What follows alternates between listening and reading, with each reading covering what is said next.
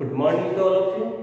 In the last lecture, we have discussed about the balanced transportation problem. Now, today we have discussed unbalanced transportation problem.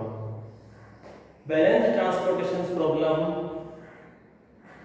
जो है उसको हमने solve करने के लिए तीन मेथड का यूज किया था. फर्स्ट मेथड था तुम्हारा north west corner method. Second one is least cost method और third one is Vogel approximation method.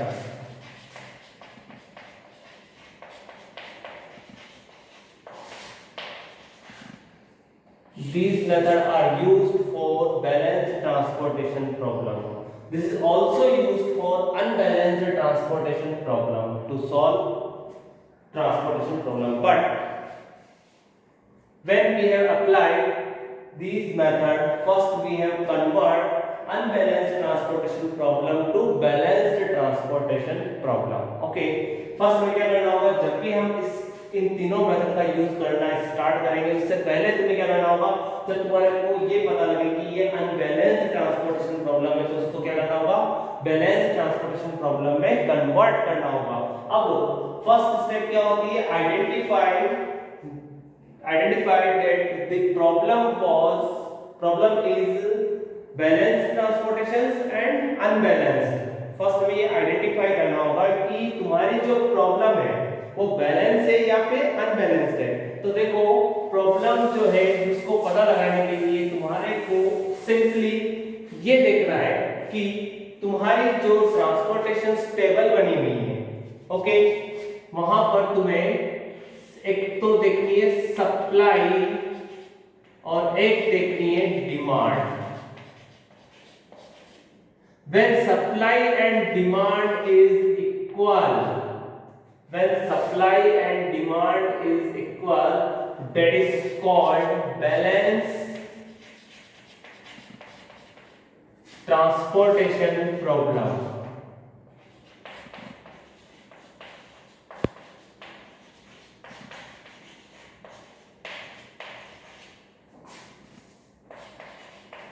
Okay, when supply and demand is equal, that is called balanced transportation problem. But when supply and demand is not equal, okay, that is called unbalanced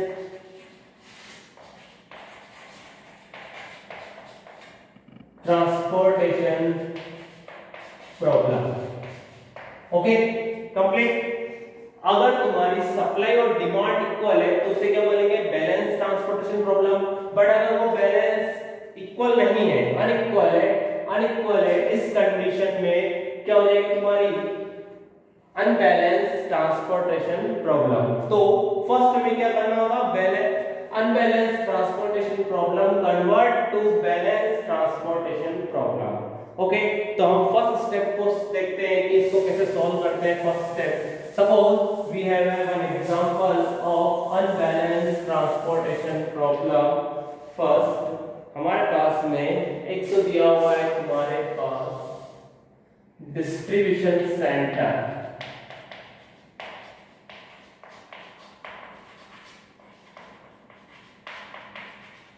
और यहां दिया हुआ है production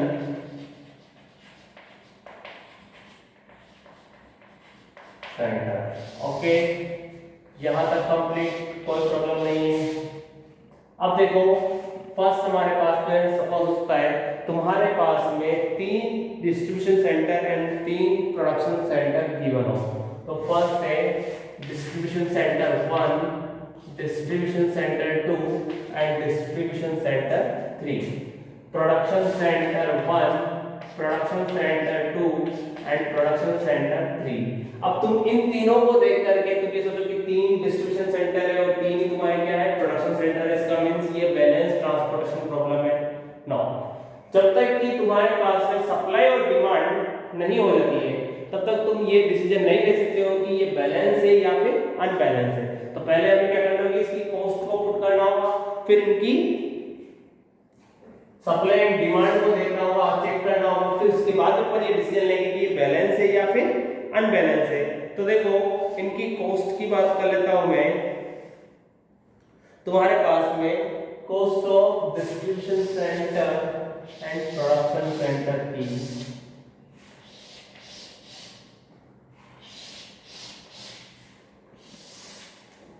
यहां तुम्हारी supply and demand आ जाएगी। But जब कभी भी तुम क्वेश्चन बनाओ तो पहले तुम्हें क्या करना है, ओनली लिखना नहीं, ऊपर देखना है कि क्या आ सकता है क्या नहीं। तो इसके लिए तुम्हें क्या करना होगा, फर्स्ट चेक करते हैं अपन। चलो पी प्रोडक्शन सेंटर से कितनी कॉस्ट आती है, 4 यूनिट पर 4 रुपए पर यूनिट, 3 रुपए पर यूनिट, 2 रुपए पर यूनिट। ओके, यहां की बात कर लेते हैं P2 की 2 रुपए पर यूनिट, 5 रुपए एंड 0। डिस्ट्रीब्यूशन सेंटर सी की बात कर, प्रोडक्शन सेंटर सी की बात, थर्ड की बात कर लेते हैं 386।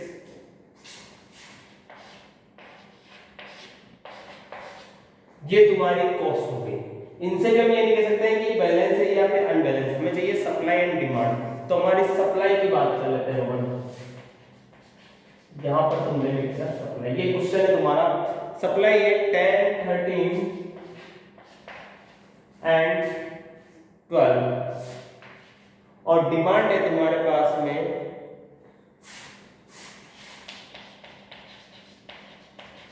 डिमांड है 8, 5, 4, 8, 5, 4। ये तुम्हारे पास में डिमांड है। अब तुम्हें क्या करना है, ये तुम्हारे पास क्वेश्चन हो गया कि ये तुम्हारा एक क्वेश्चन है जिसको पहले तुम्हें आइडेंटिफाई करना है कि ये बैलेंस है या फिर अनबैलेंस है। तो पहले तुम्हें आइडेंटिफाई करने के लिए क्या करना होगा, सप्लाई और डिमांड की टोटल लगानी होगी। तो देखो 10 + 13 23, 23 + 12 इट मींस 35। ओके, तो यहां तुम पुट कर दोगे 35। अब यहां बात कर लेते हैं 8 + 5 इट मींस तुम्हारा 13, 13 + 4 इट मींस तुम्हारा 17।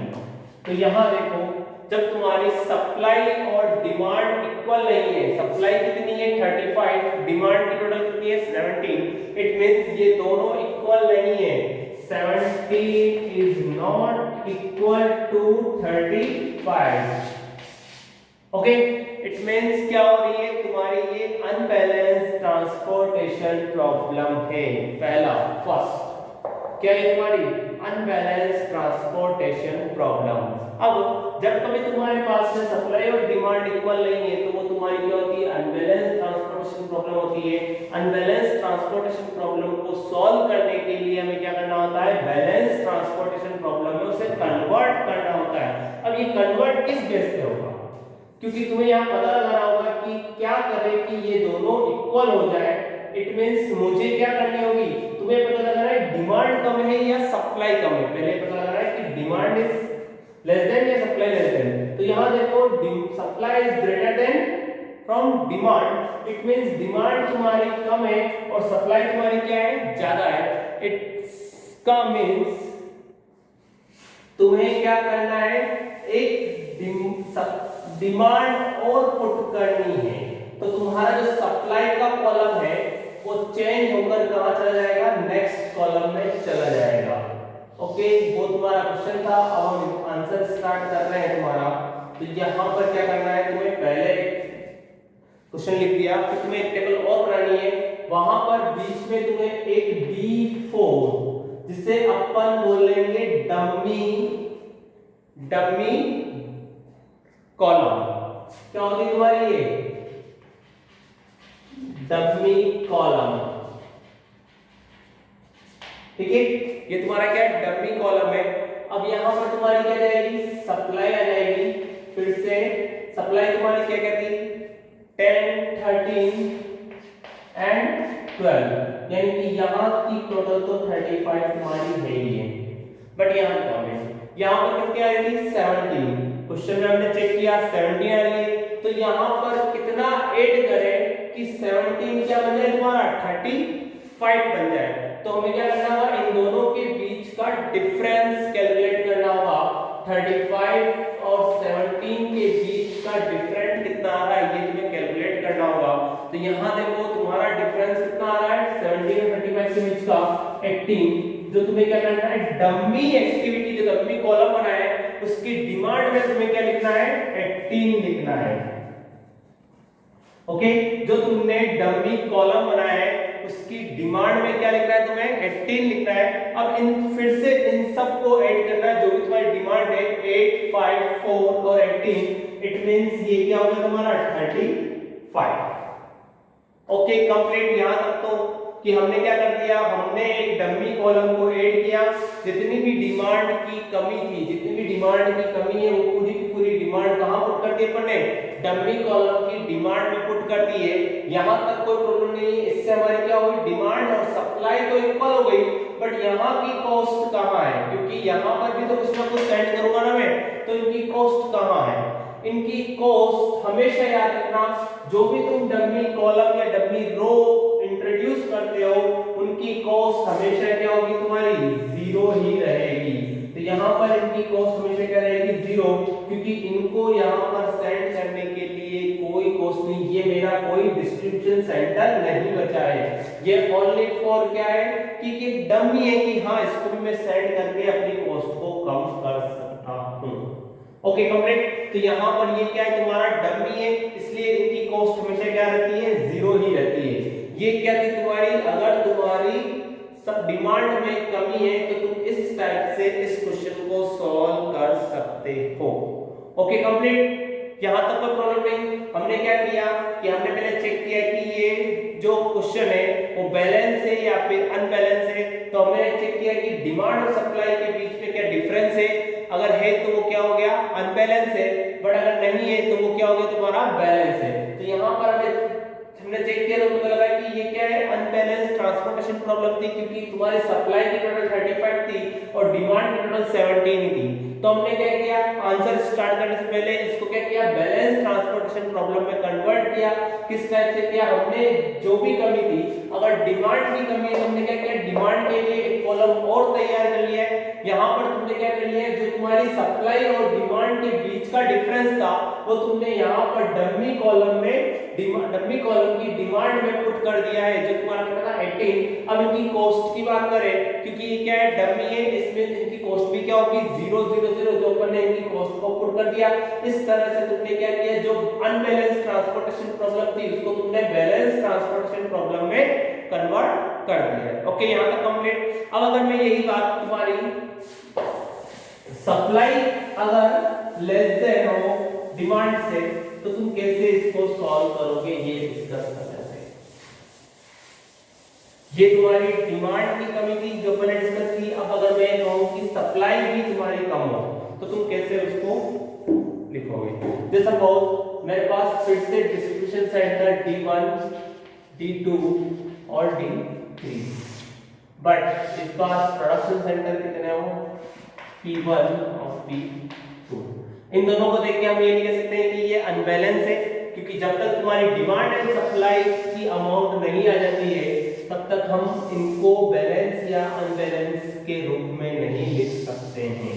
ओके यहाँ पर तुम्हारी क्या आती है, सप्लाई आती है, और यहाँ पर तुम्हारी क्या आती है, डिमांड आती है।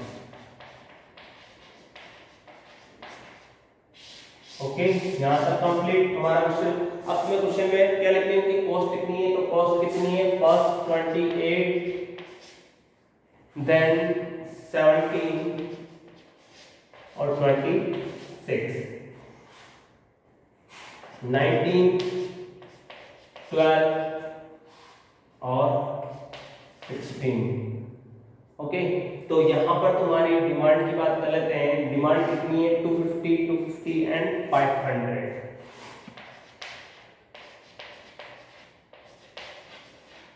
और सप्लाई की बात करें तो सप्लाई है 500 एंड 300। ये तुम्हारा क्वेश्चन है। अब तुम्हें क्या करना है, पहले डिमांड और सप्लाई की टोटल करनी है, पता लगाना है कि बैलेंस है या अनबैलेंस है। देखो 500 प्लस 300 इक्वल्स टू 800। अब यहाँ पता लगा दे डिमांड कितनी है 250 प्लस 250 प्लस 500 मींस 1000। अब यहाँ देखो तुम्हारी demand is greater than from supply, it means ये तुम्हारी क्या हो गई अनबैलेंस ट्रांसपोर्टेशन प्रॉब्लम हुई। अनबैलेंस ट्रांसपोर्टेशन प्रॉब्लम को अभी बताया था मैंने, जब तुम्हें अनबैलेंस ट्रांसपोर्टेशन प्रॉब्लम को सॉल्व करना होता है तो तुम्हें क्या करना होता है, फर्स्ट तुम्हें अनबैलेंस को बैलेंस में कन्वर्ट करना होगा। इसलिए तुम्हें क्या करना होगा, आंसर के अंदर डिमांड के ऊपर एक रो और क्रिएट करनी होगी जो तुम्हारी क्या कहलाएगी डमी रो। पहले वाले क्वेश्चन अपन ने क्या किया था, डमी कॉलम बनाया था, बट इस बार क्या है तुम्हारी सप्लाई कम है बट डिमांड क्या है फुल है। ओके, तो हमें क्या करना है, एक डमी रो और इंट्रोड्यूस करनी है जिसे हम बोलेंगे P3। ये तुम्हारी क्या हो गई डमी रो है। Okay complete. यहां पर तुम्हारी फिर से क्या जाएगी डिमांड। अब देखो डिमांड के अंदर बात कर लेते हैं, तुम्हारी 250 यहाँ की है, 250 यहाँ की है और 500 यहाँ की है, तो टोटल तुम्हारी यहाँ की डिमांड कितनी हो गई है, डिमांड 1000। ओके, अब तुम्हें पता लगा रहा है कि सप्लाई और डिमांड के बीच का डिफरेंस कितना है। तो सप्लाई तुम्हारी क्या थी 800 सप्लाई थी और डिमांड कितनी है 1000। तो इट मींस तुम्हें अभी भी सप्लाई 200 रुपए से और बढ़ानी होगी जिससे तुम्हारी डिमांड और सप्लाई क्या हो इक्वल हो जाए। तो तुम्हें यहाँ पर डमी क्रोम की सप्लाई में 200 की यूनिट डिमांड सप्लाई और बतानी होगी और इसकी टोटल कितनी होगी तुम्हारी 1000। अब फिर से मैंने कहा था जब तुम डमी रो या डमी कॉलम को इंट्रोड्यूस करते हो तो इसका मींस तुम्हारी कॉस्ट हमेशा क्या होगी उनकी 0 0 0। ये तुम्हारा क्या हो गया बैलेंस ट्रांसपोर्टेशन प्रॉब्लम। अब बैलेंस ट्रांसपोर्टेशन प्रॉब्लम बन चुकी है तो अब तुम चाहो तो इस क्वेश्चन को सॉल्व करने के लिए जो तुम्हारे ट्रांसपोर्टेशन को टेक्निक्स है उन टेक्निक्स का यूज कर सकते हो, उसके मेथड का यूज कर सकते हो। फर्स्ट कौन सी है, north west corner method, least cost method second, और third is Vogel approximation method. इन तीनों मेथड का यूज करके तुम इस अनबैलेंस्ड ट्रांसपोर्टेशन प्रॉब्लम को सॉल्व करके इसका आंसर ला सकते हो। ओके, आज के लिए इतना ही। नेक्स्ट क्लास में हम इसके एक और क्वेश्चन पर डिस्कस करेंगे, देन हम इसके